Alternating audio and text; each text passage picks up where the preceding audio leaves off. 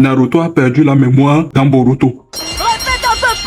À la fin de Naruto Shippuden, après la 4e grande guerre ninja, Naruto était pratiquement devenu un dieu et était le number one de son monde. Mais pourtant dans Boruto, il se fait défoncer par les Otsutsuki. Ce qui me dérange, ce n'est pas le fait qu'il se fasse défoncer, mais le fait qu'il soit devenu amnésique. Il se rappelle que Naruto, il peut passer en mode sage des 6 chemins. Eh bien, on dirait que Naruto lui-même, il a oublié. Et ce qui est encore plus triste, il faut se rappeler que Naruto peut utiliser le chakra des autres Biju pour pouvoir créer des techniques spéciales en les combinant avec le Rasengan. Et pourtant, dans Boruto, ces techniques ont été balayées sous le tapis. Qu'est-ce que vous en dites? Moi, je trouve ça plutôt louche. Tout ça juste pour prouver que Naruto, il n'est pas le plus fort de son monde. Et pour permettre à la génération suivante, c'est-à-dire celle de Boruto, de briller. Et pour s'assurer que Naruto ne soit pas un obstacle, Ikemoto s'est permis de créer le mode barrière pour que Kurama passe l'arme à gauche. Et c'est pas le pire. Le pire, c'est quand Kawaki a réussi à envoyer Naruto dans la dimension du Daikokuten